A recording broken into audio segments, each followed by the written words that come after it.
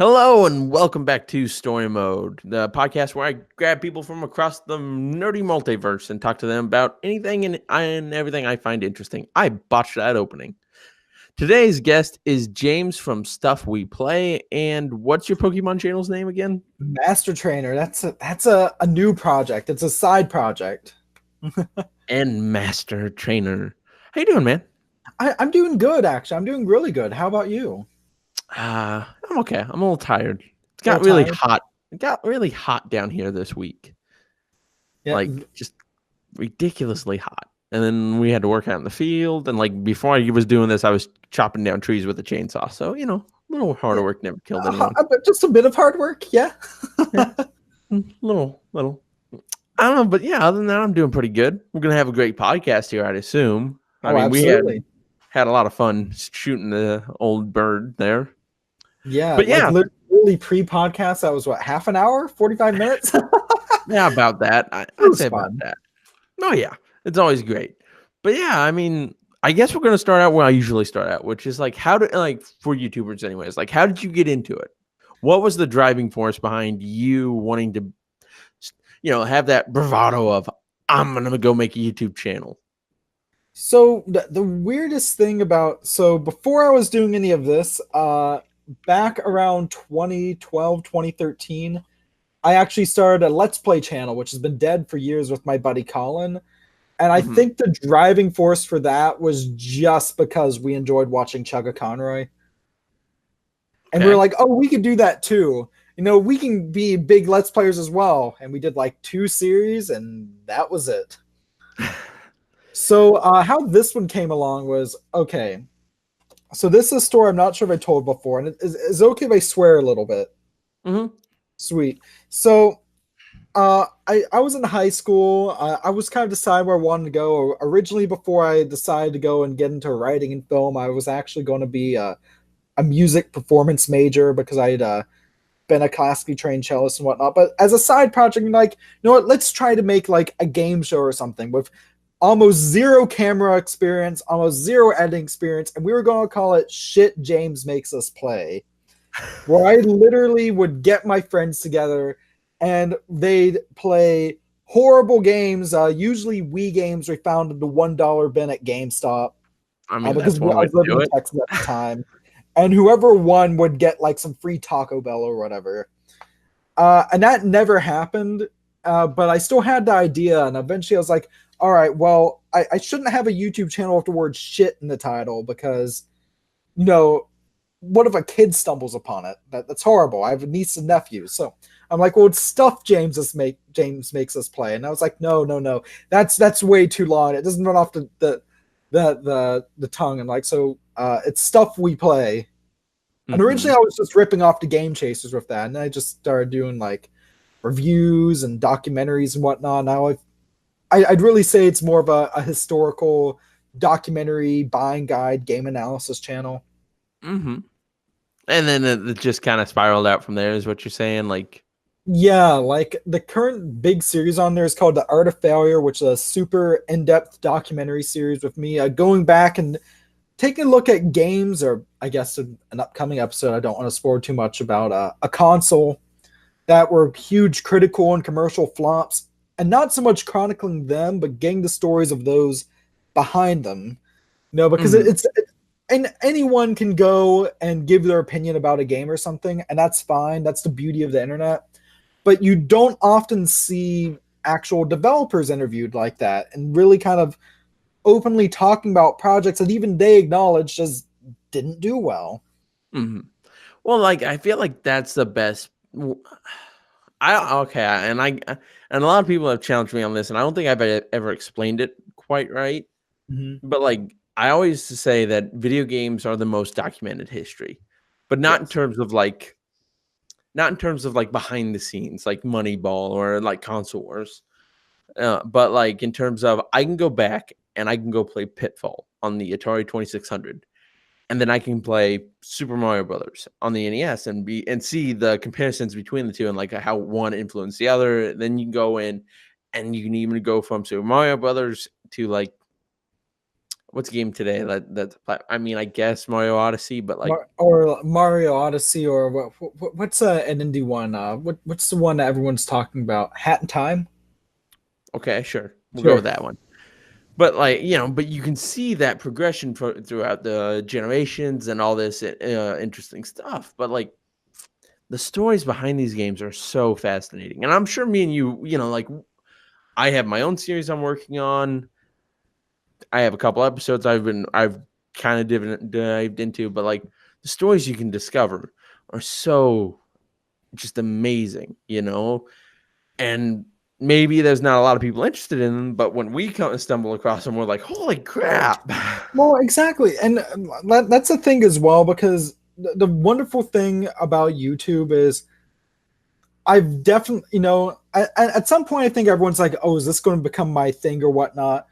But then, partially thanks to my YouTube, I've managed to actually get a job that I'm very much so enjoying, that I'm not going to go into too many details about here just for the sake of that. But with that, it's allowing me to truly just do YouTube again for the sake of it being a hobby, which is also why I started a Pokemon channel on the side, because I'm an unabashed Pokemon nerd. But that's the reason that one started. But it's really allowed me to take Stuff We Play itself into this direction of, you know, I want to talk about weird things. You know, I want to talk about, like, all right, this week I want to, or I don't even do weekly stuff anymore thanks to university and whatnot. But, you know, like this video, I'm going to be doing like talking about Sonic Unleashed. This week I want to be talking about like a console that failed. This week I want to take my fiance and I want to go talk about the PSP. Or in one case, I'm working on a video about a Blade Runner game for the C64. Where they couldn't get the rights to the movie, so it's the video game adaptation of the movie soundtrack. Okay. I'm excited to do that one. I'm expecting hardly anyone to watch it, but you got to do videos for you sometime, you know? If you just try to do stuff for the algorithm, you'll go insane. Oh, yeah. But, like, I don't know. See, like, for me, we all have those steps, I want to say, where you're like, you know, like, that's what I'm going to do. I'm going to go in and dive into history. But, like, so what was it with you that was, like, that really big push? Because, like, before you started doing the art of failure and all that, you were doing, like, buying guides and let's do this unboxing, you know? Yeah. Well, it was kind of two things, because I still do the buying guides, because those over time have become very much so more, I guess, editing heavy and whatnot. Like if you compare a 2017 buying guide to a 2019 one, you're like, wow, the ones now have like B-roll and flashy editing effects and whatnot, because I'm just that type of guy. But what was kind of made that shift, well, it was two things. In university, I'm mainly focused on doing nonfiction writing and whatnot.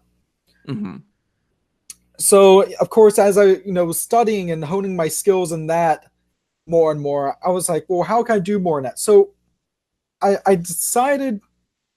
So going back, I have my own podcast called the Stuff We Say podcast that I do whenever I really feel like it. And I interviewed Layla Wilson a while back, who was behind the soundtrack for Freedom Planet. Okay.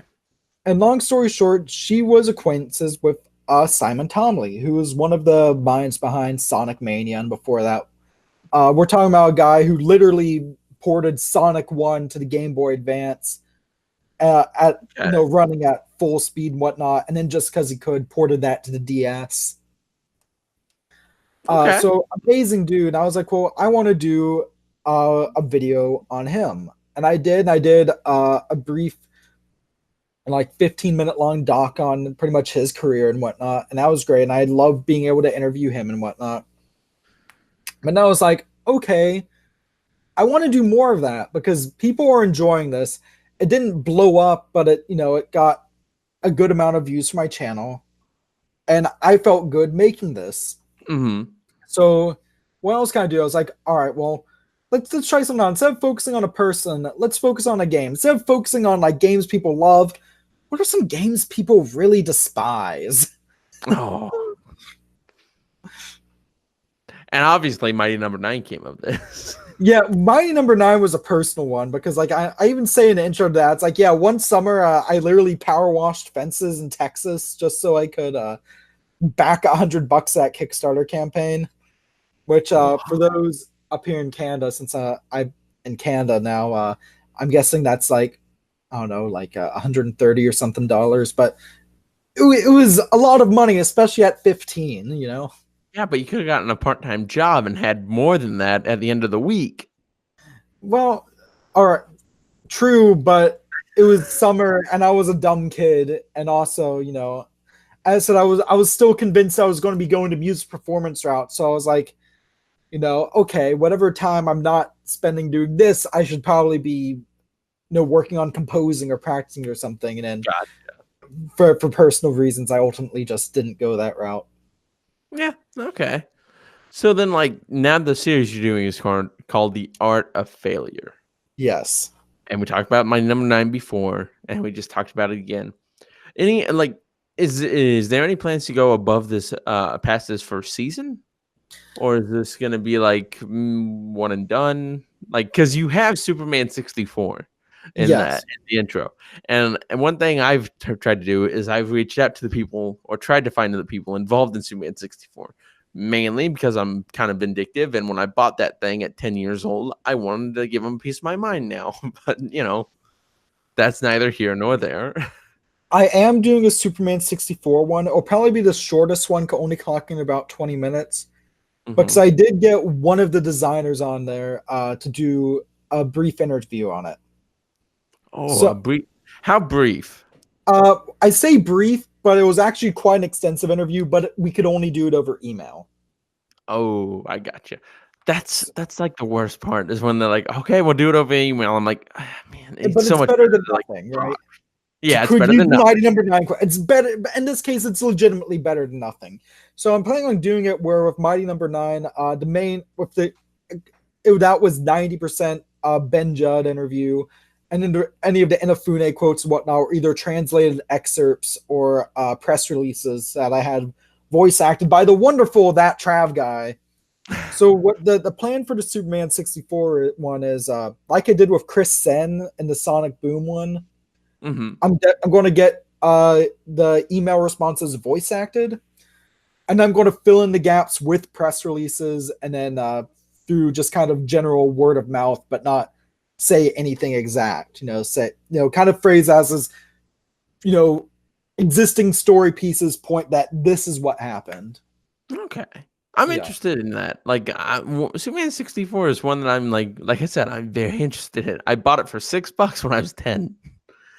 I want to know the story. And I actually played through that game. I beat that game. Oh God. And Yeah. the sad thing is I have to I like to start off with anecdotes to start each episode, and I already have one. My buddy Kevin, who's the Golden Bolt on YouTube, he's like, I got that game as a kid. He was like, it was the only game I had as a kid that made me feel legitimately sad. And I was like, oh well, sad? How so? He's like, I don't know. I just played it for a bit, and I felt this horrible numbness. I was like, oh, that sounds just like general sadness. More like this game gave you depression. Like, congrats. That's terrible. That's the title of something. Superman 64 gave me severe Superman depression. 64 gave my friend clinical depression. Oh boy. But it's interesting. Please note, not joking about depression. Just I thought it was just a funny anecdote that I have to use. My God, Superman 64 is one of those games that is just like how did it get that bad? Corporate meddling. Yeah, I'd assume so. Warner Brothers or Titus?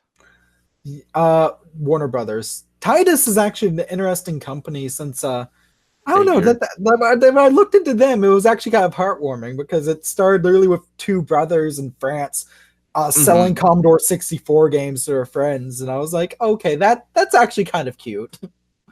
Yeah, see, that's another thing. Like, one of the funnest things to do is like look into how certain developers like formed or whatever, and like everybody likes to take a shit on EA right now. Everyone, and I look at and I say this to my friends. I'm like, well, guys, they're just doing what they were built to do. And they're like, what do you mean? Well, what is it? Trip Hawkins, when he founded it with I can't remember the other guy's name, he was like, we're doing this to disrupt the industry. I'm like, well, good job.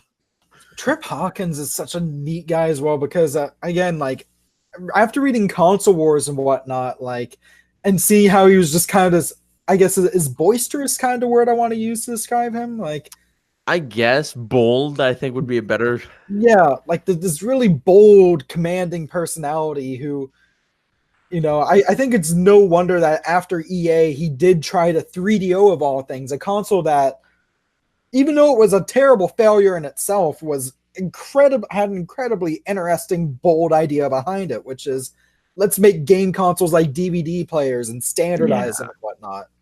It didn't work, but it was cool. Yeah, and you can see the best part is you can look at the 3DO and you can see its influence on the PlayStation. Absolutely. Or the PS2, more to be like more honest about it. Like it definitely influenced the PlayStation, but it really influenced the PS2. I'd say so. Yeah. Now I kind of think about it. Yeah. But yeah, I mean, but it just I don't know. I don't know really where to take that because it's just like EA gets a lot of flack today, but it's just more like, and to be fair, some of it's deserved. Some of their games nowadays are kind of, some of it's deserved. Yeah, I mean, I got stories. That said, like winning like worst company in America award, I'm like, without going into my personal views on a lot of things, I'm like, I think there are some far worse companies out there than EA's done some bad stuff. Don't get me wrong. Like they could definitely, but I don't know. I think there's but they didn't poison the Gulf of Mexico with oil. Exactly. Like I'm like, come on. No, but EA's worse. EA's so much worse. How, dude? How? Like, I mean, it's not like Trip Hawkins came up and did a live sacrifice at the E3 stage. But actually, but was that him who was up there when they announced the Switch? Who said that his son's middle name was Luigi? Was that him? I don't remember. I think it was someone from EA who's up there and was like, yeah, we like Nintendo, and that's why my son's middle name's Luigi. I'm like, okay, that's really cute as well. I'm like, that's fine, but like I'm kind of indifferent to the Switch. You know what I mean? Like, it's fun. I like it. It's a great console, but like, okay, it launched with Breath of the Wild, and Breath of the Wild is a great game, but it's not a great Zelda game. I love Breath of the Wild. My issue is that I feel like I'm one of 3 people who bought it on the Wii U. Oh, yeah, probably. That's your problem. I love my Wii U. I have a Wii U. It's still hooked up on the entertainment center right now. I did not buy Breath of the Wild for it. It's like, nope, Switch. I like the Switch. I love the Switch. I feel it's sacrilege, especially since I did a stint like doing some Switch YouTube stuff, and I've written about the Switch for a few websites. I love the console, but this past month, about a month ago, I got an Xbox One S and a Game Pass subscription, and I love my physical games. Don't get me wrong, but Game Pass is great because I've been I call it the wine tasting of video games. Like whatever games are on there, it's like, oh, that looks neat. There's no obligation for me to like it. I'll download it. I'll give it an hour. If I like it, I play more. If not, I'll just uninstall it. Yeah. Now let me ask you this though. We'll dive into this. Like what, like the games we play now. Yeah. Because I find this super interesting. You have an Xbox One. Yes. You have PS4. Yes. Do you have and you have a Switch. Yes. Okay. Which one do you play more of? As of this past month, I'd say it's definitely the Xbox One. That said, don't quote me on that yet. Don't make that any definite thing because I feel like there's also kind of a honeymoon phase in there where you get a new console and it's like, oh, this is amazing. That kind of wears. But I think the one thing that it has over the Switch right now as well is I love how portable the Switch is. But I made the mistake of only putting a 64 gig SD card in there. No, for storage. I still have not bought an SD card for my Switch. Mine needs it, especially since I get game codes and whatnot. The Xbox One's nice because I have the 1 terabyte, and now I'm planning to get a 4 terabyte hard drive and just hook that up to the back, and I'm set. I mean, so let's dive deeper into this. Let's break them into the 3, like because I like doing this with people who cover games and stuff. What do you want to start? Nintendo, Sony, or Microsoft? Let's start with Sony, since I feel like they're the one who I've really been with the exception of diving into the Sega Genesis collection a lot, which doesn't count because that's just me using a PS4 to play 20-year-old games. I haven't really been giving my PS4 a lot of attention. Okay. So, what is your general consensus on the PS4? Well, personally speaking, I feel like that's kind of my fault because when I set up the entertainment center downstairs, I kept the PS4 upstairs in the streaming setup and put the Switch, or put a Switch dock, I should say. I put the Xbox, I put my N64, I put the Wii U, and I even put a hacked Wii with a bunch of stuff on it down there. And I know for a fact if I'd put the PS4 down there, even though it would be more of a pain to stream, I would legitimately be playing it more. That said, of the three, it's still the one that I feel like PS4 has better exclusives than the Xbox One. That said, if you legitimately want a new console, I'm more so between the Switch and the Xbox. Really? Because I would go with the PlayStation. Like I love, I bought a Wii U. I like the Switch, and I have an Xbox One X.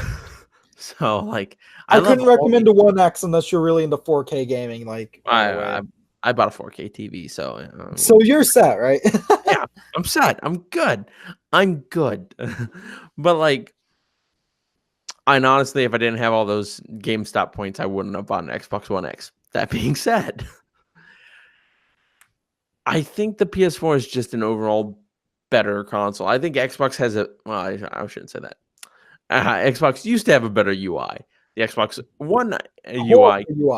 Yeah, kind of sucks. Oh, the PS4 UI is fucking beautiful. It's great. I love it. Did you play on the PS3 at all? Yeah, I love my PS3 and my Vita too. Horrible UI. Horrible UI. Both of them. Well, I mean, the Vita's not bad, but the PS3 is just a horrible UI. Yeah. But the PS4 is great, and the exclusives. For me, I'm not a multiplayer guy. I want a single player, and I want good games. And Xbox this generation was we don't got that, and I'm like, well, okay. I mean, I got your console for the good ones. I bought it. I got State of Decay 2. I put probably over 100 hours into this State of Decay 2. I liked it. It's a great game. It's not like Days Gone or The Last of Us or The Last of Us Part 2. That's absolutely. The PS4 has such great. It's like Spider-Man, God of War. I need to pick up new God of War because I played a little bit of it a few months ago and I fucking loved it. So good. I never played I played a little bit of God of War 1 on the PS3 remaster. Never touched it again, but played God of War 4. I was like, this is great. It's all that one single shot. I'm like, that's so artistic and it's great, Yeah. But the reason I'd recommend go on. Sorry. Oh, go on. I'm sorry. Go on. The reason I'd recommend the Xbox though is because it truly is the ultimate home. It's not the best console, but it's the best home TV center, if that makes sense. Which I can use it for 4K Blu-rays. I can use it for Netflix. I can use it for Game Pass. And not only that, but they have the best backwards compatibility this generation. 100%. Playing Panzer Dragoon Orta upscaled to 1080p. Beautiful. Love it. Fantastic. I have a copy of that Star Wars Republic Commando that I've been dying to play, but I'm just I'm not going to hook up my original Xbox. Yeah. I mean, one, because it would look like crap, and I didn't have an upscaling device, but I did just buy a FrameMeister about a month ago. Ridiculously overexpensive piece of equipment, but absolutely. For recording certain stuff, it's needed. And I saved up for a few years. I still part of me is I should get a FrameMeister. I'm but should I? What's that? $400 now? Because they discontinued them, didn't they? $370. Jeez, yeah. I mean, the only reason why I didn't, I know they got that open source thing, but it's not quite as good as they say, and they're going to come out with a new one this year. So I was like, okay, the FrameMeister we know works. Yes. So I went with the FrameMeister, and then now I'm learning about RGB and stuff like that. And okay, cool. My Life in Gaming. Yep, My Life in Gaming. I love those guys. I'm excited for that M2 dock that I think they're releasing. Is it out yet? I don't. M2 Mortal Kombat. What?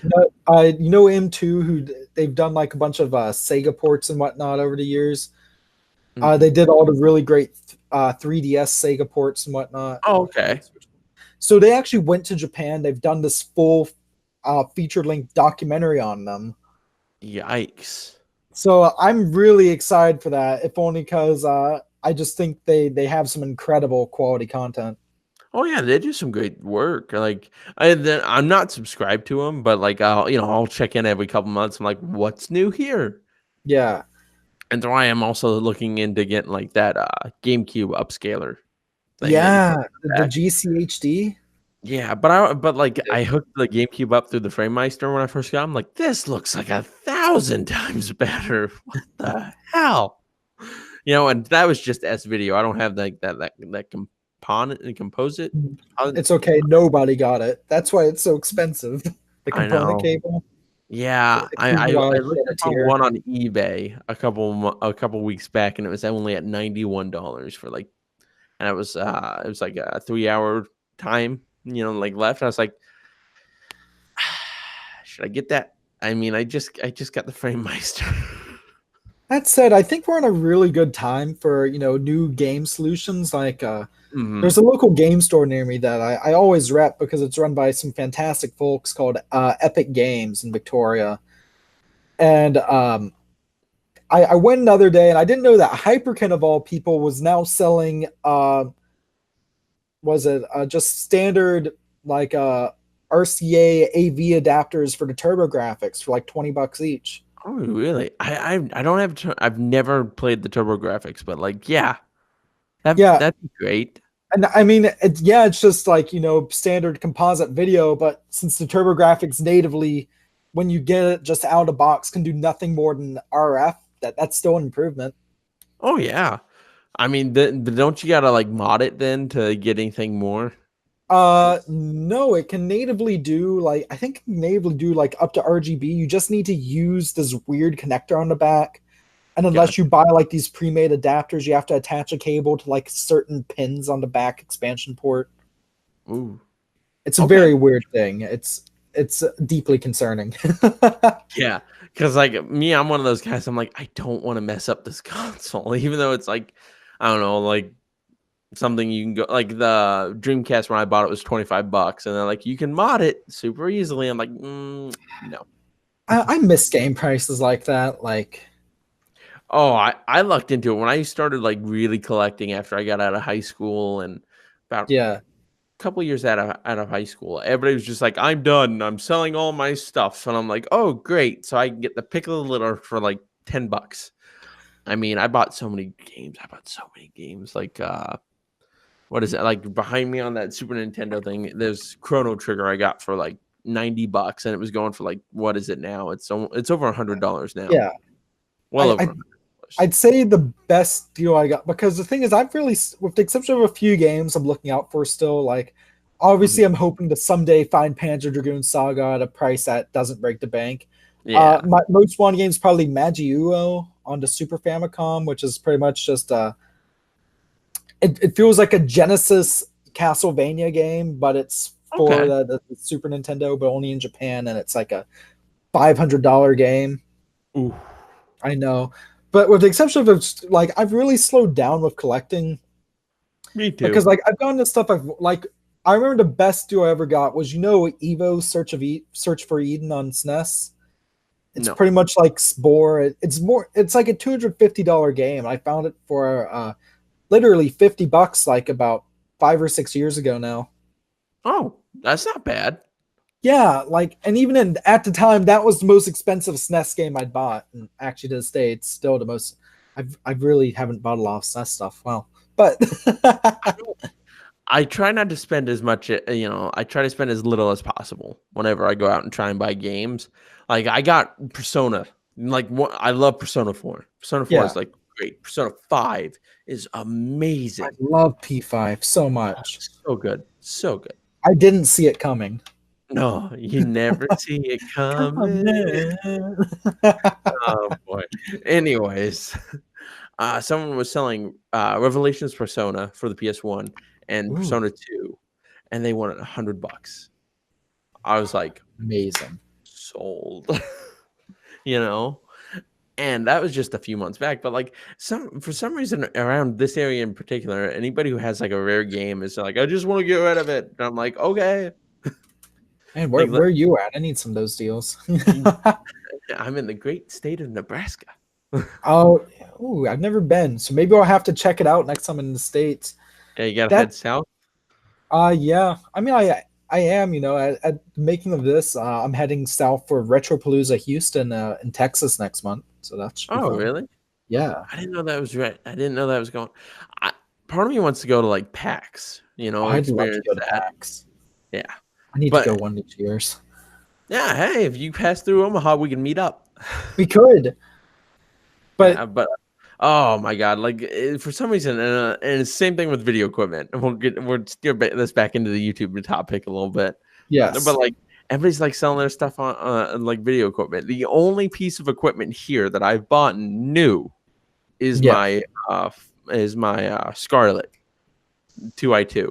That's it. not bad. That I bought these dual monitors. I bought the stand. I mean, I had to buy the keyboard and the mouse and stuff, but like, and my PC, obviously, I ain't buying that used. But like this microphone, the everything, they're just like, I'm done. I'm like, I'm not gonna try YouTube anymore. I'm like, how long did you try it? Well, I tried it for 6 months. I'm like, okay. Well, and the thing is I finally decided to make my first big expensive upgrade. I guess not. I guess since last year, since I am using this beautiful Rode Video Mic R for my Pro R for my videos.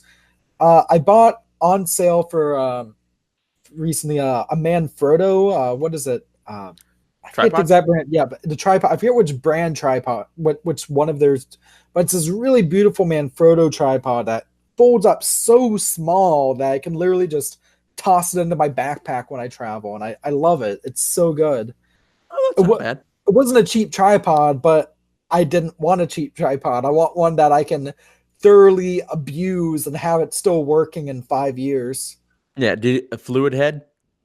Ball head? Nope. I got a fluid head. Ball head, yeah, that's fine. I got a fluid head. Yeah. Oh yeah. I mean, I bought a ball head when I got it. Does it fold up to be like that big? Yeah, it literally folds up to be like this, so small that can fit in your standard backpack and not poke out at all. Yeah. Yep. Yeah. That was the first one I got a couple years back. I gave a guy $10 for it online. Well, because what happened was, video equipment's great. It's good to keep it up to date and whatnot. But I'd been using the same Ravelli tripod that my dad had found for $11 on eBay for me. Yeah. Since 2016, and I was filming that choose your own adventure thing that I did for April Fool's Day. And there's this one part where I'm at the wharf, and randomly while I'm folding it up at the wharf, I hear a popping sound, and ends up that the knob that you use to horizontally pan, loosen, tighten that, had popped off. And while I found the knob itself, I didn't find this nut that was supposed to go on it as well. So now I still use that in the studio, but it's just a stationary tripod because it's literally being held together with duct tape. I mean, you can't go to Ace Hardware or something, get a new nut? No, because it was it's a very weird size thing. Go on, sorry. Plus, I wanted to get the Manfrotto one anyways because it's just way better for traveling. Perfect excuse. Yeah, I mean, I feel like YouTube and like we were talking about it before, and you said, "Oh, you got good quality." I'm like, okay, that's great, but like, I'm like, if people knew how, people are like, he probably spent a lot of money on his quality. I spent some, like I bought a PC, but then again, I invested in a POS laptop before that, but like. The webcam I bought, but that I got it on sale. Like I'm just a cheapskate. Well, and there's nothing wrong with, because the beautiful thing about YouTube is what I've learned, and I might be a bit biased having done some a good bit of professional editing over the past couple years. But 90% of what happens in a video, that's not the equipment. That's just that's just the editing, right? Yeah, it's the editing and it's you. Like exactly. And I told like we talked before. I was on that podcast we called the Comic Council, and Yeah. I always said this, and this is what I say, and this is why I feel like if I was more serious about my channel, I think I'd be a lot better off. But like, passion breeds passion. Yes. So like, if I'm passionate about this, it's gonna attract other people who are passionate about this, and we can all have a good time together. Well, You know? exactly.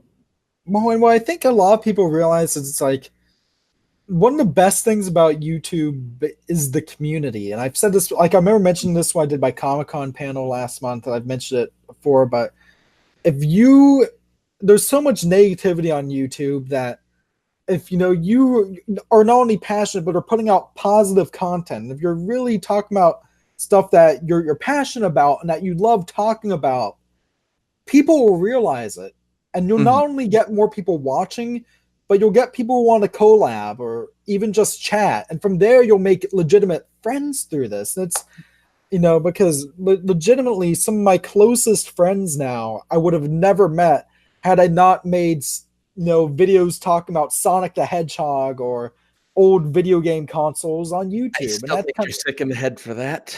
Huh? For which I one? still think you're a little sick in the head for making all those Sonic videos. Oh, hey, you know what? Someone need to talk about the Game Gear games. Someone need to talk about Unleashed and say it wasn't bad.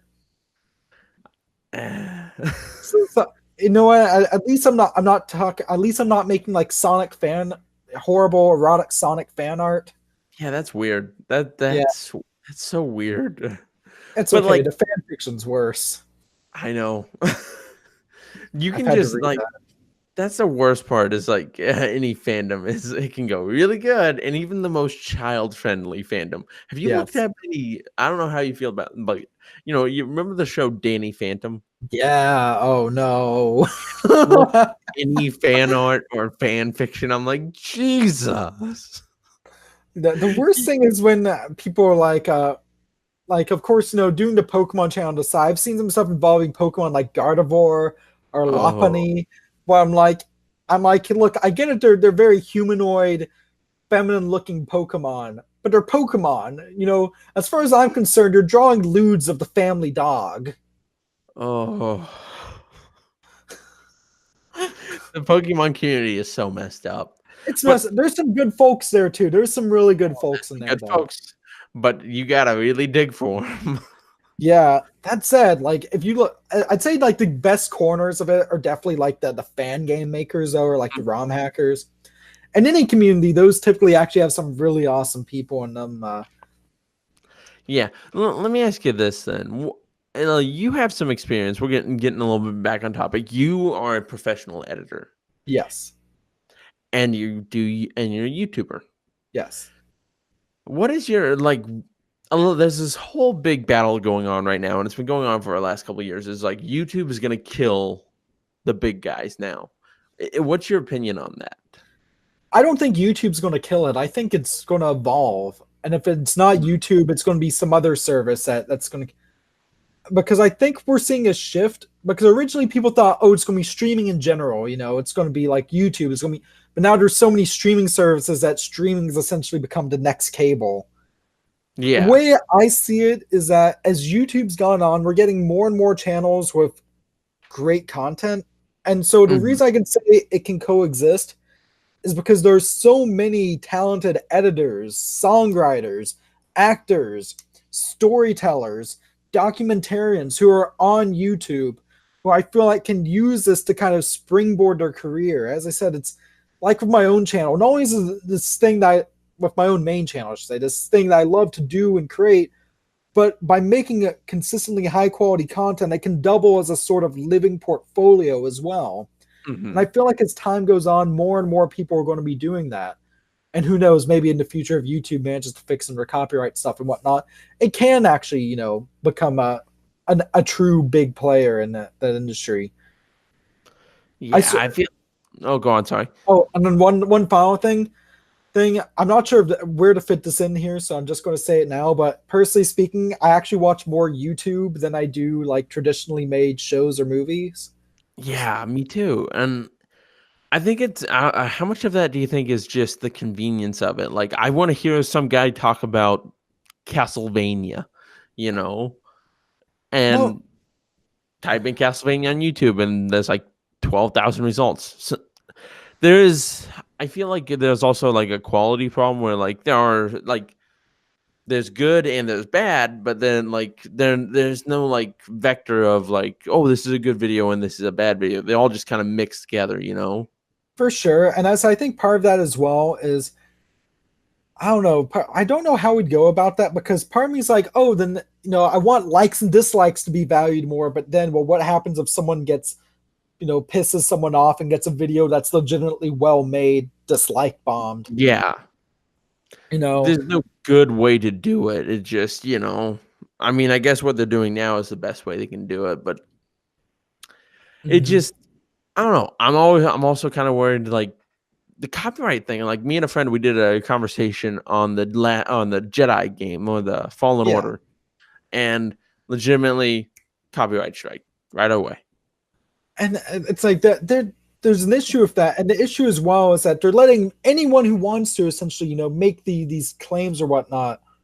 There's no real way, to do it. And I feel like until YouTube gets enough guts to truly allow creators who make content to have as much power over their content as copyright holders, I use quotations there because a lot of these are fake claims that are just being done to take revenue. Yeah. Then we're not going to see any fix for that.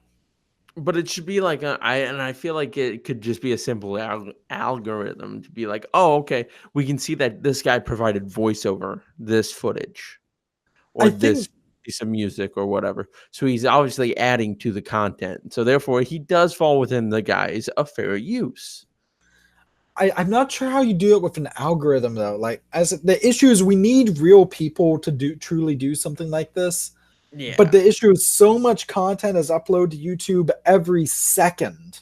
Yeah. That I don't know how this would be viable for any channel, say, under 100,000 subscribers. That's true. Mm-hmm. It's just, I don't know. I don't want to get too far into the weeds on this subject. It is one of those things though that I look at the future and I'm like, is it really worth putting the time in to make videos and stuff, as a smaller guy, to be like, is it worth it if this is not, if this is unsustainable, And the answer is yes, because as I said, YouTube doesn't have to be done to go to make a full-time thing, because the one thing the platform has that it's always had is that never before, before there was YouTube, there was never really the space where so many people from around the world for free could just make their voices be heard. And whether they be positive voices, negative voices, or whatever, it's still this really amazing platform that, I don't know, it makes being able to not just have different views on things, but talk about things ranging from, say, charity events and modern issues to stuff as seemingly trivial but still incredibly entertaining as, opening Pokemon cards. Yeah. I assume that's the kind of content you do. I've done a few on those. I've done a few history vids over there as well, though. I'll be honest. Okay. Well, then let's use that as a springboard. So, like, me and you are both very passionate about the history of video games. Yes. What do you think the state like? And obviously, I don't want this to be too political, but at the same point, I don't say political, but like controversial would be a better term. But like, what do you think is the state of games journalism now? Like, because on one hand, I feel like it's at a kind of bad state because they're, these websites, they function off of views. We have to get the stories to get the views. We, or else, no ads, no stories, or whatever. But I legitimately have not read a good story of like, oh, okay, this is the history of this developer, or this is what happened for this game, or like anything like that in a while. I mean, there was a Telltale game article released, and I don't want to say it was badly written, but it was very dry. It was written in a very dry format. And don't get me wrong, I like dry history. Where is that at? I'm reading this book right here, which is Revolutionaries at Sony, and it is the driest and most biased thing I've ever read. But I don't see like if you're not gonna put your best foot forward, why do it at all? You see what I'm saying? And I know ad revenue is part of it, but I think we're at an interesting crossroads because journalism itself is evolving. It has to, especially because the thing about the internet is, like what I mentioned with YouTube, is anyone can make a blog website now and write something now. The issue I'm seeing is,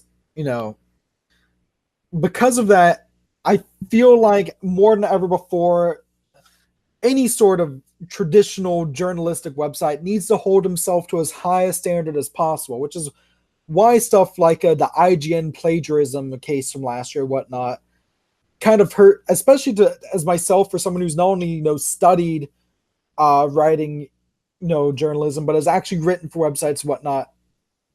It hurts to see people like that actually, to an extent, make it in the industry. You know what I mean? People who, but I feel like we're at this interesting crossroads where websites and journalistic sources will have to realize that. Not only that, but those of games journalism in particular, for the past few years at least, there's been kind of this feud between gaming websites and YouTubers, and I don't feel like that feud can be sustained any longer.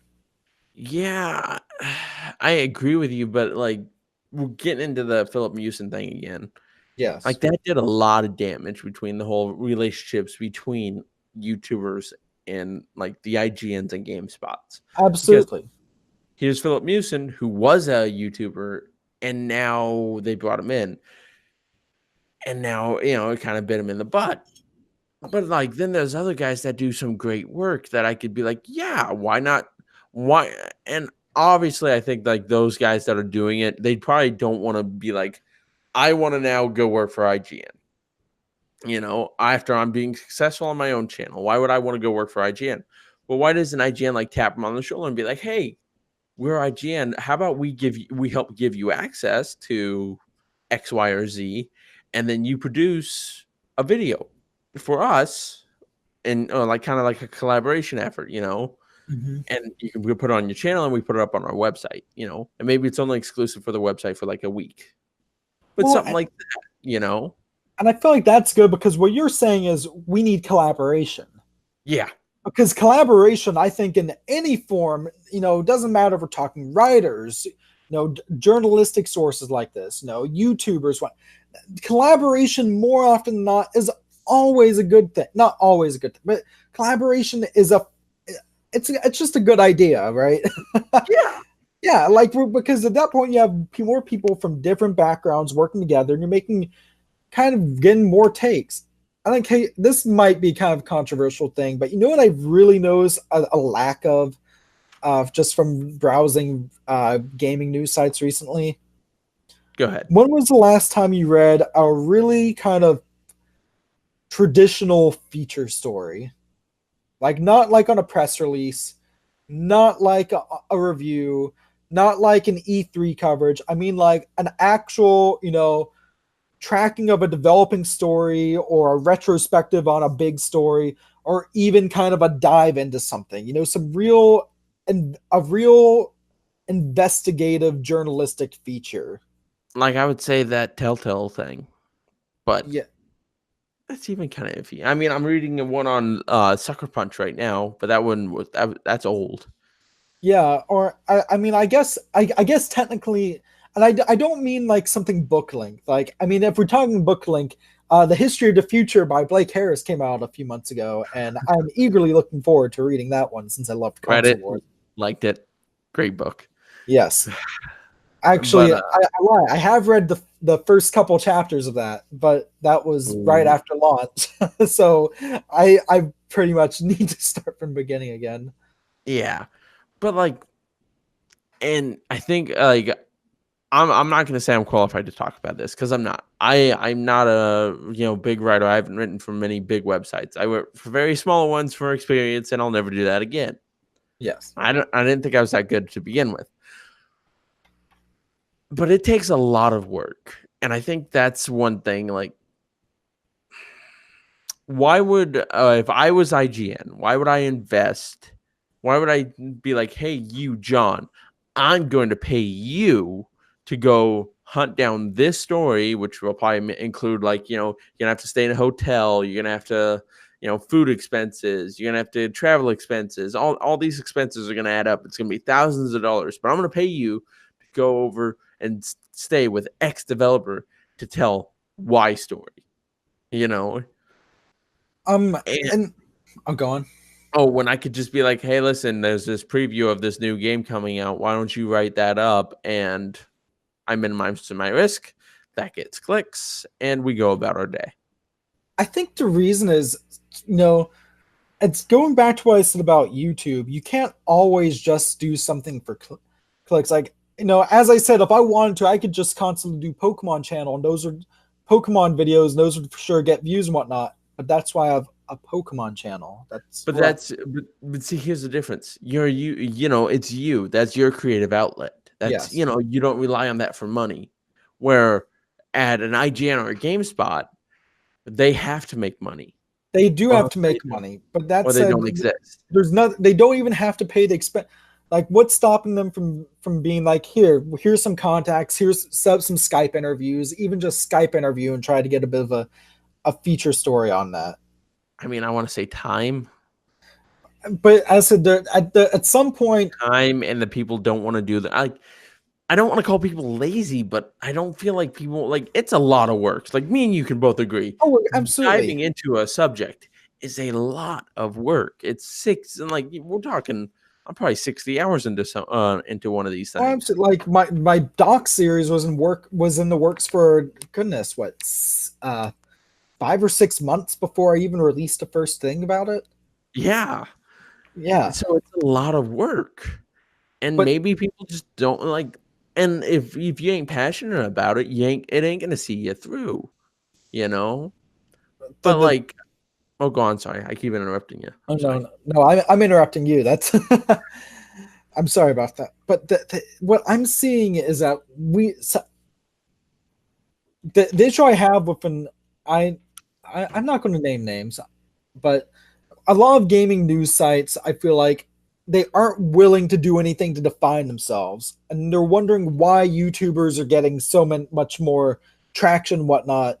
That's because even a YouTuber, like, what's the YouTuber equivalent of doing a feature story? Interviewing a dev, or is it doing something off-brand, like, here's a tour of my game room? Like, what's stopping, like, a big gaming website from doing something as simple as, say, like, I don't know, instead of doing a press release or a write-up about whatever game's turning X years old today, let's do something on, say, I don't know, let's look. Why don't we do even something as simple as like, here's where we're located. Let's go through some local game developers or whatever.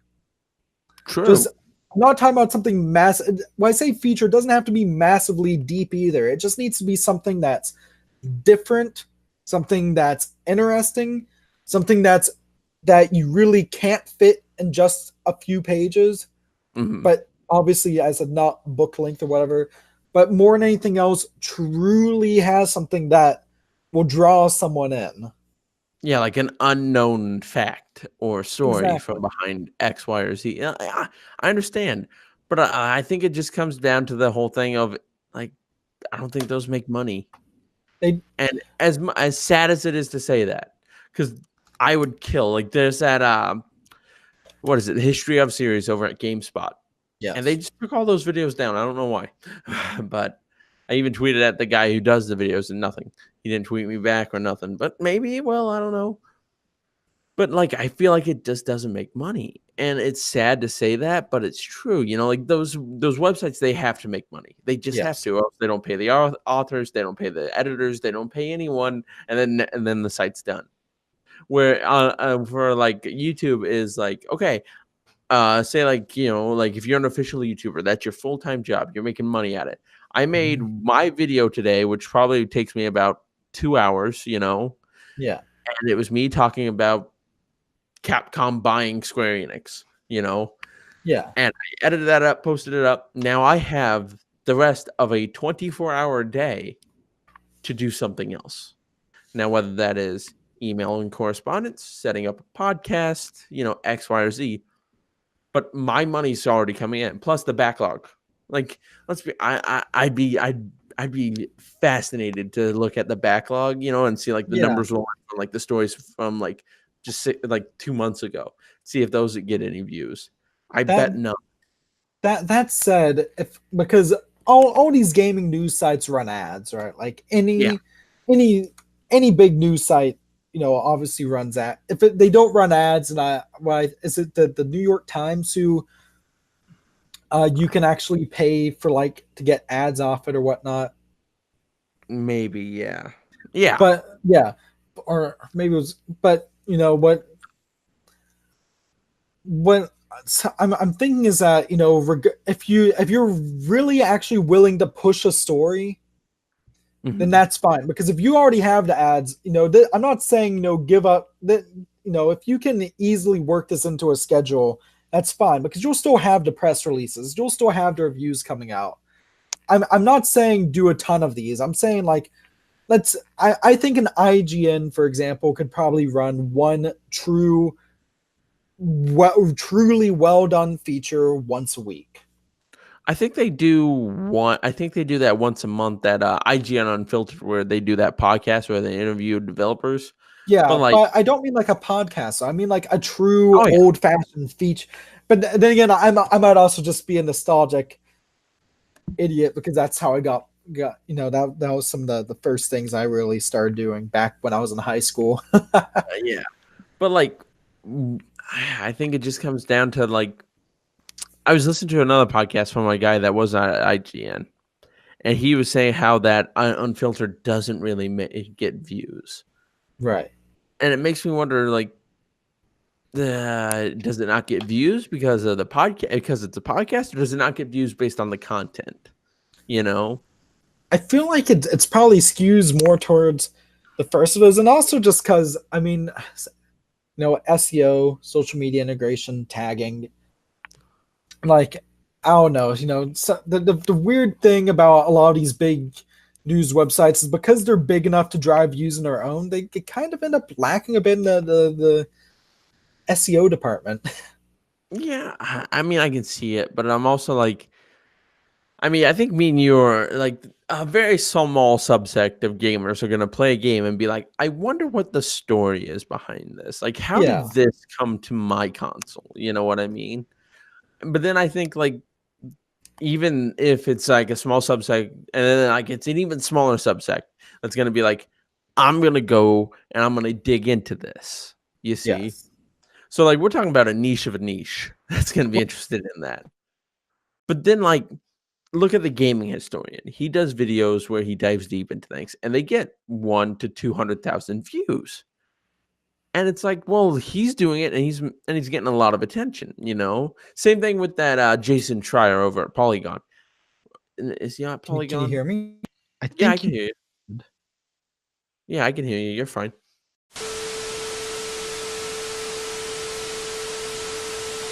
God. So okay, let's do it like this. Yeah, that works. That works. Thank you, Apple. I'm assuming it's Apple's fault. Either Apple or Chrome. Shouldn't have bought that MacBook now. Shouldn't have used Chrome. I only use Internet Explorer, the only real browser. Oh. I got so many viruses off of that. Not from looking up unorthodox things. Oh, yes, that's what they all say. Yep, that's what they all say. But yeah, as you were saying, I'm so sorry about that. Yeah, it's fine. But like, we're a small subsect of a subsect, Yes. But then like the gaming historian, he puts out those videos and they make a lot of money. Well, not money. Views. Gosh darn it. Yeah, a lot of views. I'm assuming he makes something off them. I mean, I'd assume so. I think he bought a house in Kansas City. So maybe. But like, like he gets a lot of views. So is it the way that you are presenting that information then? Because like, in my opinion, I would do that. I would do an interview podcast, but I'd release it after I did the video. Like make a video on what I learned, and then like away. Well, at that point, you can cross promote as well because YouTube lets you do stuff like end screens and iCards, and you'll be like, as you may have saw in my video, check out the iCard. Yeah, but I don't know. I find it. I feel like the possibilities of being a guy on YouTube that's gonna dive deep into the history of video games is so limitless right now because let's be honest, there's not a whole lot of us out there. And those that do it, they either do it very shallowly because they don't want to dive deep, or they do it and it's just, maybe once in a while and they're done. I don't know. I'd love to hear what's your opinion on it? Like, Well, I remember earlier you asked if the AOF thing was going to be a consistent thing and if that was going to continue. And I guess I kind of didn't fully answer that because it does take a lot of work. That's like, for example, the current plan with AOF is I'm going to do 6 episodes of it. And then as far as YouTube goes, I'm definitely going to be doing more I'm definitely going to be doing more documentaries, even if not in that style. But but that's just because I want to potentially do actual feature length stuff, Yeah. Casey Neistat is putting out a feature length movie. That's interesting. Yeah, I know. That's what I said. He has a lot of editing experience as well, too, doesn't he? Yeah, he did. He did that daily vlog for a while. Yeah, I'm like, I don't know. I feel like he has the personality that he might be able to pull it off. Maybe. I think he said he's going to release it. It'll probably be released sometime this year. The question is it a movie about him or is it just a movie that he happens to be working on? I don't know, but I'm super fascinated. Yeah, because when I say feature-length docs, I don't mean like, no, if I did like a me movie, no, that would just be incredibly self-serving and terrible, but this is just you throughout your day. Yeah, just life of James. Yeah, wake up. Waking up cereal. In the morning, going to grab some coffee across the street. Yeah, contemplating life. Yeah, there you go. There we go. We got this thing written now. Got it written. It's going to be the best film since Tommy Wiseau's The Room. Oh God. Oh God. But I don't like when I say feature length. Like there are a few things I want to do that I'm not going to spoil because they are potentially in the works. But I mean, I want to actually go and I want to make like full traditional style full-length documentaries. And I'm not just saying that because I like a lot of like Michael Moore films and whatnot. Do you watch No Clip at all? No, I haven't. Okay, check him out. Maybe he does that kind of full-length documentary thing. That said, when it comes to short form, I think my favorite person who does them is LGR's Tech Tales series. I have no idea who that is.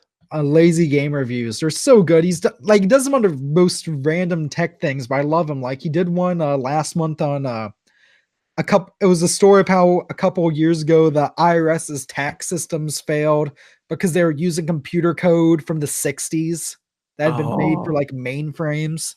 Really? Yeah. I just love I love that kind of stuff. Yeah, like people are like, oh, that's so weird, but it's so fascinating because it's like, oh, it's like that was weird. How did that happen? Yeah, how did the US government fail to upgrade their mainframe? Well, the issue is they'd upgrade, but because they'd been upgrading their stuff, but because they wanted to keep backups of everything, they'd made everything since and still to some degree compatible with the old code, some of which was still just floating around even in the new systems. That's ridiculous. Which it's like, it's crazy, but it's like, wow, that's like, what, 40, 50-year-old hardware at this point? Yeah, but like, I don't know. I that's an interesting story. Like that's one that you can see a movie being made out of that. But then that just gets into history. The history of video games and technology and any history. I love history. I was a big history nerd in high school. Same. I mean, I read the book. I read my history book for fun because, once again, I'm a nerd. No, I don't know if the glasses or this gave it away yet. No, I mean, like, why else would I wear the hat? Or, well, okay, no, the hat's just because I'm gay, but I mean, okay. Yeah. I thought it was a style choice, but okay. It is a stylistic choice. It also hides the fact that my hair is incredibly unkempt right now. Oh, okay. But no, like, apparent. I don't know. If the comment section's anything to go off of, the hat is why I'm gay, right? Sure. Not the fact that I'm legitimately engaged to a dude, but Sure. Just how it is. You wear a hat. It's like Cappy. It's like not Cappy. a homosexual Cappy. I don't know. I don't know. That was completely off topic, but I don't know. Stories like this are worth telling, and that's kind of thing. There's stories worth telling, and it doesn't matter how random, how offbeat they are, how completely out of left field as it is. If, like 50% of a story is storytelling, 50% is finding something that people legitimately are curious about. And if you can combine good storytelling with that thing that even if people aren't talking about it now, that you can think that they could get talking about, that's a recipe for a good doc right there, or a good story in general. And I feel like gaming is so littered with those stories. Like I would kill. I legitimately I would kill to find out the story behind Final Fantasy VII, going from the N64 to the PlayStation. Yeah, especially since I know piece of it. Like part of the reason was, have you heard like they wanted on the N64 because of their relationship with Nintendo, but then they estimated it would take up 13 cartridges. Yeah, but like here's the thing. A year and 6 months before it was released on the PlayStation, they had that in the September 1996 issue of Nintendo Power. There were screenshots of like the 3D characters from Final Fantasy VI in the screenshots. And you're telling me within a year and 6 months, it's like, oh yeah, because of CDs. I don't think it was just because part of it as well was I know bits and pieces of it that have come out, because originally like the original idea was it was actually going to take place in New York and all that, and it was just going to be this big crazy thing. Which to be fair, I'm like, okay, I'm interested. I would love to see even like a comic adaptation. Like, did you ever? What I'd love to see done for Final Fantasy VII? Did you ever read Dark Horse's The Star Wars, which was a comic adaptation of George Lucas's original Star Wars script? No. Completely different. It's completely radically different than the final film, but that's what you'd expect from a first draft. Was it good? Love to see Square.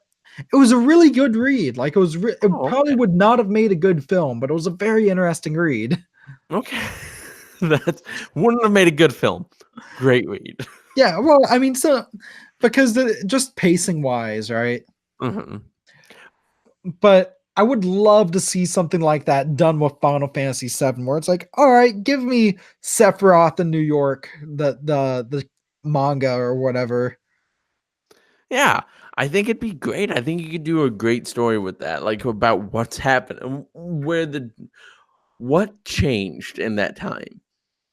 And honestly, I think it's because Sony's kind of a dick, but that's just me. Like they're like, hey, listen, we got CDs, and maybe we'll send you a little cash on the down low. I know for a fact that's what like I said, if Console Wars taught me anything about Sony, I can't shut up about that book. It was so good, but like I like could see me after I got done reading it. Like I could see mid-90s Sony doing that if they're anything like they were shown in there. I was like, but like what was it where they like Sega had this display full of balloons and whatnot, and so their execs went in, just kind of popped them when they were all in bed. Oh, something like that. Yeah. I love. Oh my god! Like I'm working. I'm not gonna say it. I'm gonna keep that a little secret because it's nowhere near ready to be talked about. Yeah. But like, it is so fascinating to see like how Sony came to be. With the PlayStation 1, like they were very much these guys that took the best from Nintendo and the best from Sega and put it into the Sony PlayStation. It was great, and I loved it. Oh my god, I love the history of the PlayStation. It's so fascinating, And but I love the history of anything else too. Oh, and the PS1 especially, it's so funny because we've seen and it's so weird to see how not countries, but how companies can change and evolve and really have their roles change over time. Because Nintendo in the 80s, they revived industry, and they were the underdogs reviving this industry. By the 90s, they were just kind of the corporate has-beens. So then Sega comes in. Sega, it's the new under, but then they kind of become the corporate has-beens. But then Nintendo kind of revives, and Sony becomes the new ones. But now they're kind of the corporate has-beens. But Nintendo's doing something completely different, and Microsoft's just like, we'll put games in the Switch if we can integrate Xbox Live, I guess. Yeah, but Xbox, like, I feel like Sony's playing chess and Nintendo and Xbox are playing checkers. I feel like that makes sense. Like Sony, and I think you can see it. Like Sony invested in developers and first party IP and stuff, where Nintendo and Microsoft were like, okay, well, we got Halo and Gears of War and Forza, those work. And Nintendo's like, we got Mario and Zelda and Animal Crossing. Yes. So, but Sony was like, oh, okay, yeah, we have Uncharted and The Last of Us and all these great games, but we're not interested in just that. What else can you guys give us? And now we're getting I Am Setsuna. Sony Bend gave us Days Gone. It looks so good. It looks so damn good. Which one? I Am Setsuna? Yeah. I Am Setsuna. Ghost of Tsushima. No, that's what it is. Setsuna was a Switch game, wasn't it? Yeah. No, Ghost of Tsushima. Is that the one I'm thinking of where it's like in Japan and whatnot? Yeah. Yeah, because I look at Ghost of Tsushima and I could just watch that walking animation. Like, can you see where there's like, I remember there was one scene where it was like a sunrise going through like this field, and I'm like, I saw that and I was like, not coming out for another 2 years minimum. Oh no, probably a PS5 launch title, yeah? Or is that this year? I think next year. I think PS5 is not coming out in 2019. They said that, I think. No. But yeah, and Xbox, I'm excited for the future of Xbox, kind of rounding it back to what brought us on this now 20-minute tangent. But like, I am excited for the future of Xbox because like here they are with the Xbox One, and they're gonna make a new Xbox. Whatever what I guess would you call the Xbox 2 now or what? I don't even know. All I know is that the Xbox One S all digital is going to be a flop. Yeah, it's all in the name. Xbox sad. Yeah, not a good choice. But Microsoft is not like Microsoft is where Sony was with the PS3 before the PS3 took off. Yeah, like they're just throwing stuff at the wall to see what hits. Only thing is, when Sony was at that position, they're like, okay, double down on our first party IP. Naughty Dog, crank out The Last of Us. Sucker Punch, give me an Infamous. Insomniac. PlayStation All Stars, anyone? Yeah. Yeah, no, that was a misstep. I adored it. Okay. I think it was fine, but it's still a misstep. No, it was. I mean, you can't. My buddy Kevin again did a 2-part documentary on that, which was great. You got a bunch of friends that just do documentaries, don't you? No, I know there are like 4 people who do there are like 5 people who do documentaries on YouTube, and I know like 3 of them, not counting myself. Okay. Do you know Norm from Gaming Historian? Nope. He's not one of them. Okay. He's not one of them. I'd love to. He seems like a wonderful dude, but I'm sure he'd be a great dude to talk to. Yeah. But yeah, I mean, I don't know. I feel like we kind of covered the gambit of topics so far. I'm like, what else there's to cover? Well, actually, I guess, what else is there to cover? With gaming news and whatnot on YouTube, I'm really excited to see in recent years this rise in people doing like, gaming documentaries. Because I say 6, but that's really understated. There's so many people just now starting off on YouTube doing this type of stuff. Yeah. And of course, we're getting books. I know Console Wars is getting that Netflix adaptation now. Netflix? Yes. It's going on Netflix? Oh, that's going to be great. Yeah, because I think I think Seth Rogen has something to do with that as well. Don't quote me. Actually, here, I can Google it. Yeah. We are on the internets. Yeah, let's Yeah, there we go. They're adapting it as a Seth Rogen and Evan Goldberg. Gotcha. I'm So, excited for it. Like, I'll watch the shit out of that show. but Uh, what this represents to me though is it's because this is a serious, look at the gaming industry and gaming history. And as far as I'm concerned, this means that gaming has truly finally made it as not only an art form, but as something that's respected as such by a wide, by the masses, I guess, yeah, it was fun.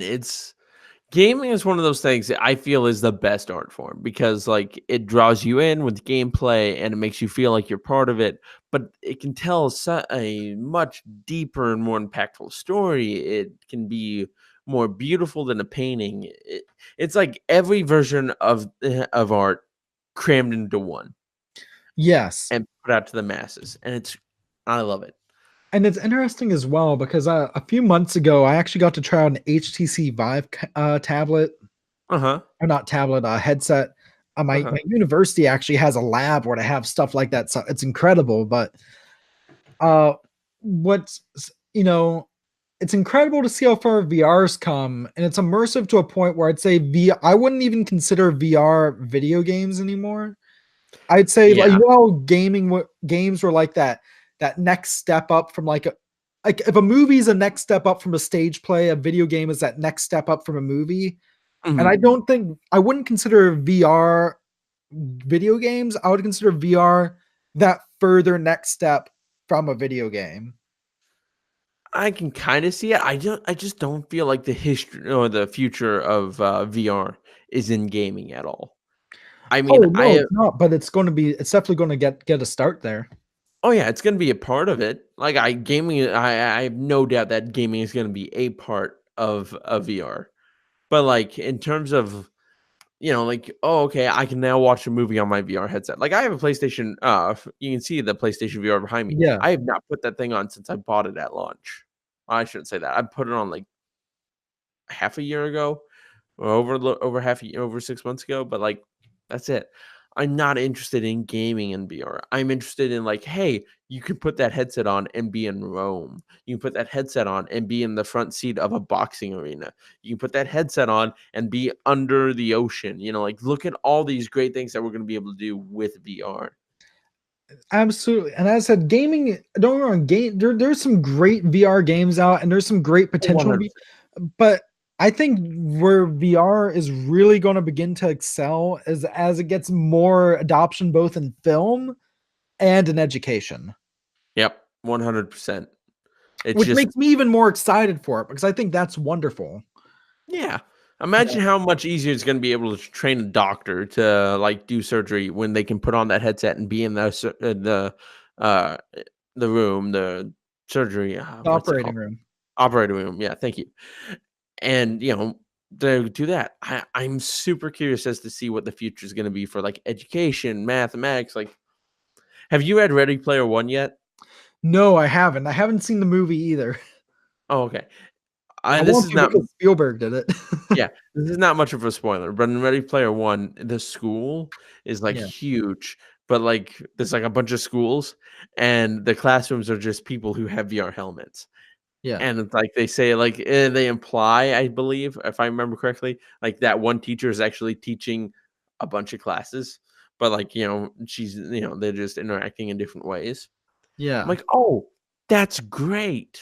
You know, Yeah. that's And to be fair, that's Ready so Player One, from what I've seen, has a few dystopian aspects, but that specific yeah, thing, the thing is, I as well as I feel like this with VR with headsets like that is once we get the cost on something like a Vive down from hundreds of dollars to say under $100. yeah, At that point, I feel like we can start making these things even more accessible to people than ever before. More people than ever before will be able to truly learn about the world or say get tutoring on advanced subjects or really, yeah. as you said, be able to explore ruins in Rome or Egypt or whatever. Yeah, I think, or maybe we could transport you back to, like, a battlefield, like Gettysburg or like, Bunker Hill. yeah. World War II. I couldn't think of a World War II battle. Omaha Beach. Yeah. Normandy. Like we could do these great and fun and interesting things, and it's gonna change the world. It's just not right now. Like right now, the give it 5 technology is too years. experimental, too 5 like or 10 years. wonky, but it's great and I enjoy it. Oculus is definitely primed to do more because they did the whole mobile. Like you can use your phone and that's your VR headset. I'm really excited as well. Because the thing is that we're at now is, things, we aren't going to be using the same headsets in 10 years time. This is where we're at now. The technology is only going to get better from here as long as people keep being interested in it.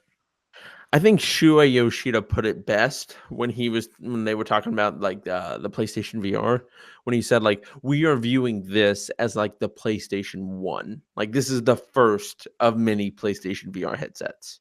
It's the PlayStation 1 equivalent. I'm like, yeah, that's a good way to put it. Is it going to be better? Like in 10 years, are we going to have like these great first person shooter RPG experiences? Hell yeah. Am I excited for that? Yes. Is it here now? No. Am I using it? No. Did I buy it because I was interested in it? And like, yeah, I enjoyed it. I played Job Simulator and I was like, oh, this is great. I really enjoyed it.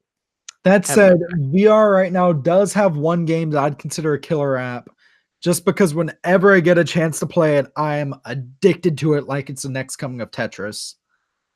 Beat Saber. Okay. Everybody says that's a good game. Maybe I should check it out. It's so good, especially on PCs where people can actually import their own songs into it. And that'd be cool. Yeah, like especially since like you see people playing on like Expert Plus and what on PC, and I'm like, wow, that's incredible. And you can pass it off too because you're technically getting a workout playing it, right? Whenever I hear people say or play like on expert mode on like that Tetris effect or whatever, I'm like, you all got way too much time on your hands. Speaking of which, Tetris effect is also brilliant. Got to experience that at a friend's place. I have not. I've seen it. I've watched it online. I'm like, yeah, I like Tetris. I'm not gonna play it in VR. It's so trippy. I have no doubt, but I'm just like, no, I don't need that. I didn't lay awake at night and be like, I need Tetris effect in a VR, and people enjoy it, and I'm happy for you. You rock on, dude. But like, no, don't need it. It's the same thing where like, like another racing game or a fighting game. I suck at fighting games. Yeah. But I bought Dragon Ball Fighter Z and I got my ass kicked. But was it fun? Oh yeah, it was great. Beautiful game. Beautiful game. Got my ass kicked multiple times. I was really into Rising Blast 2. That's a whole nother story though. But yeah, I mean, like, I feel like for that, I feel like we covered the gambit. I mean, we had some great conversations, and yeah, I mean, anything else you want to talk about? I feel like we ought to start wrapping this thing up. All right. Did I lose you? Yep. Oh wait, thinking hard. Sorry, did you cut for a sec? I said I think it's time we start wrapping this thing up. I think we had some great conversations, but is there anything else you want to talk about? Oh yes, sorry about that. Anything else you want to talk about? Yeah, this has been a ton of fun. Thank you for having me on. Sorry about the couple of technical hiccups. Oh, it happens. Thanks, Google. Yeah, thanks, Google. Thanks, Apple. Who else can I blame for this? Yeah, sure. Just because I'm that type of guy, Microsoft can take some to blame. Yeah, Microsoft. Yeah. This is for bundling the Xbox One with a Kinect at launch. Ooh. Actually, I have one funny anecdote before we end off. Alrighty. So while I'm in Victoria, we're like near Vancouver and we're near Seattle, so we get a lot of people from over here.